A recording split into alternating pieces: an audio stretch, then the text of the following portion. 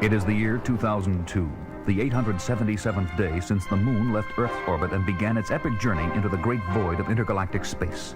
Astronaut Tony Bellini lies unconscious in the medical center, attended by Dr. Helena Russell, as Commander Koenig enters. How is he? As well as can be expected after a point-blank stun from your laser gun. It was the only way I could keep him from taking off in the Eagle. I can't imagine what got into him. I've been expecting something like this ever since he returned from the Ultra Probe. You didn't know him before the Ultra Probe was launched. He was probably the world's top athlete, a highly talented poet, and perhaps the best astronaut ever to leave Earth. Your image of him isn't the man I know. He's unstable, John, a suppressed hysteric, subject to recurring nightmares and hallucinations. Where was he trying to go here in the middle of nowhere? And in his pajamas? We're 3 months Eagle traveling time to the nearest star system. I don't know what was in his mind, but I do know that something happened out there beyond Ultra. Something neither you nor I can understand. It's haunting him, destroying him. After all this time, you don't still believe that story of his about a monster? I don't know what to believe, but look at the facts. The Ultra Probe ship was launched from Moon Base Alpha 5 years ago, June 6th, 1996, with Captain Tony Bellini and a crew of 3. Astrophysicist Darwin King, radiation expert Juliet Mackey. And Dr. Olga Vishenskaya in charge of medical. 8 months after takeoff, they reach their objective, the newly discovered planet Ultra, and start preparations for a manned landing. But as the probe ship moves behind Ultra, all contact with Moonbase Alpha is lost. And the only report of what happened then is the one given by Tony himself. And our preparations for a manned landing were almost complete, when suddenly... Captain Bellini, contacts on the radar screen. Phew! Must be 20, 30 of them, small and stationary. Probably metallic. Computers, beam scanners, sensors, everything we've got. Focus in. I'm changing course. We're going to take a look. Captain, out the window, look. Spaceships, over 20 of them. All different sizes and shapes just hanging there, drifting aimlessly. Obviously from a wide variety of space civilizations. There are ships here that could make the dream of interstellar travel a reality. We could be liberated from our own solar system, even from our own galaxy. Look at that one, Captain. It's huge. Looks like a proton dry dish at the far end. Any signs of life? No, sir. There's got to be someone in it. King, check with computer. Mackey, put the booster on every band in the light spectrum. Still nothing? Absolutely no signs. It's like a graveyard. Well, the tombs of the pharaohs taught us all we know about ancient Egypt. So let's open this one up and see what we can learn. Into your spacesuits, everyone. We're going to hook up to that airlock, walk in, and take a look around.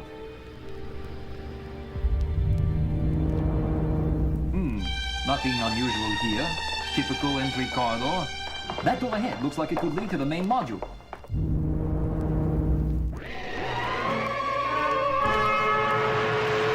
Some kind of monster in there. Huge tentacles like an octopus. Where its mouth should be, a flaming orifice, like an open fiery furnace. One of the tentacles! It's got me! It's dragging him into that fire. Oh! Captain, for God's sake, close the door. I can't close it, it's jammed. Good Lord, it's got Mackey and Vishenskaya, they're all gone. And now one of the tentacles reaching for me. Gotta get back to the command module and blast out of this death trap.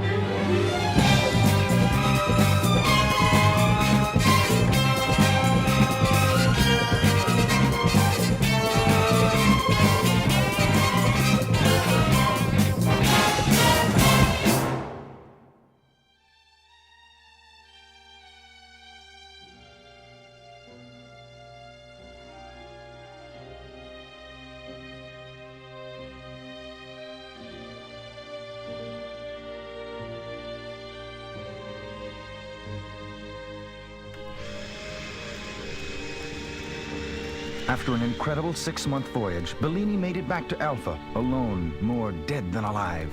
The story he told of his encounter with the monster was difficult to believe even then, and the recorded data of the black box cast further doubt on his veracity.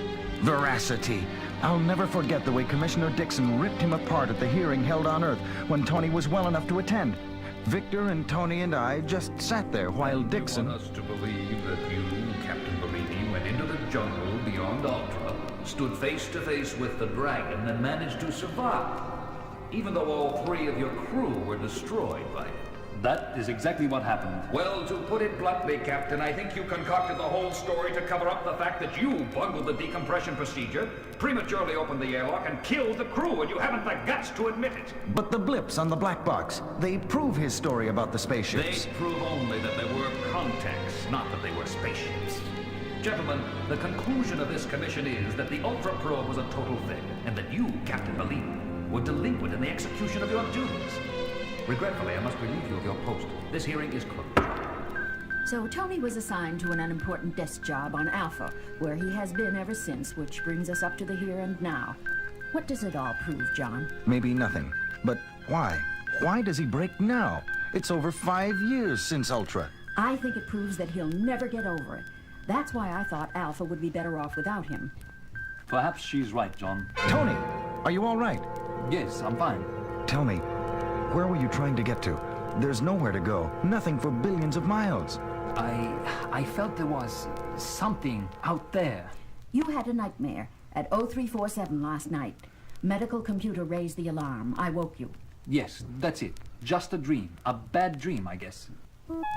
Commander, main mission here. We have a contact on the big screen. Be with you in a minute. Ah, John, something quite extraordinary. Spaceships. Derelicts. About 20, maybe more. According to our calculations, Commander, there should have been nothing around here. The same kind of thing reported by Bellini on his mission to the planet Ultra.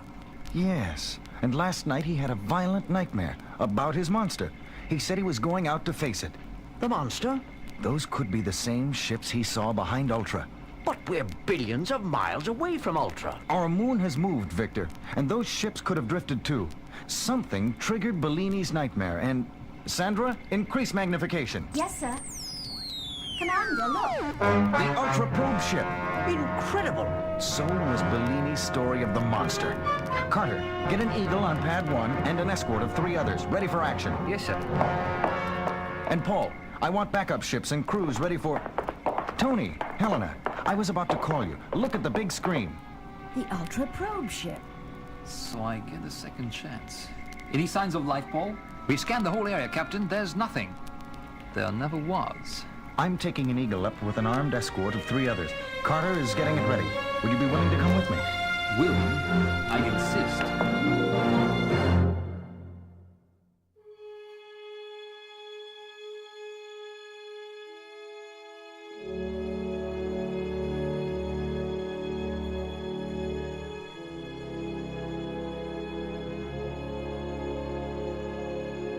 Well, here we are. Helena, Victor, you and the security guards will stay here in the passenger module and monitor the... Will you excuse me a minute, John? I'd like to go up front and apologize to Carter for hitting him last night during my nightmare. I don't trust him, John. He's too calm. He has the chance to clear himself after 5 years. He's not going to blow it. I still don't like it. Oh, it's Carter. Bellini slugged him again, like he did last night when we tried to steal the Eagle.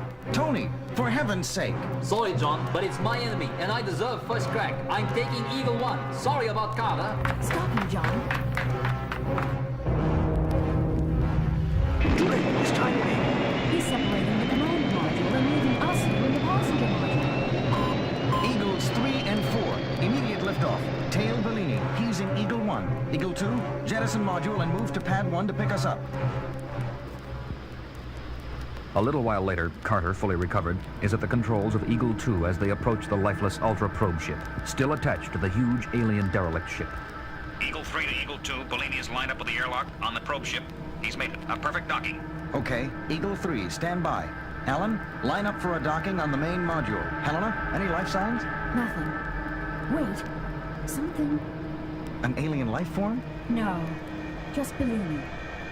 If there were anything else, John, like that monster, we'd surely get some indication. Provided our instruments could read it. Ready to dock, Commander. Okay, Alan, easy now. Perfect. Helena, still no life signs? Only Bellini's. All right. Lasers ready. Here we go. Into the airlock. That door ahead opens into the main module. Carter, you and I go in first. Let's go. Good Lord! A monster! Look there, Bellini! Standing on the monster's head. He's got an axe. Look over the tentacles! He's bringing the axe down on the monster's head. He really hurt him. Tony, look out. Go back, Commander! He's mine! This time I... Drop the axe!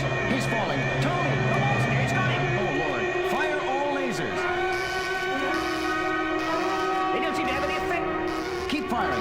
I'm going to get that axe. Moving between the flailing tentacles, Koenig works his way close to the monster's head, picks up the axe, and with every bit of strength he can muster, drives it into the creature's head.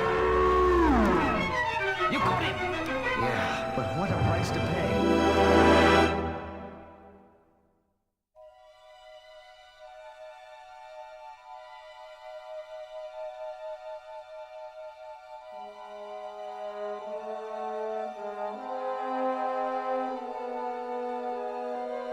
Later, on the way back to Alpha.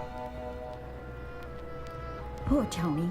He was right all along. Why couldn't I have believed him? The monster was more than any of us could believe. According to our criteria, it was never alive. How ironic that a creature so impervious to our contemporary weapons should fall victim to a plain, old-fashioned axe. Well, I think Tony would be happy to know, at least, that future space travelers will never again be trapped in the Dragon's domain.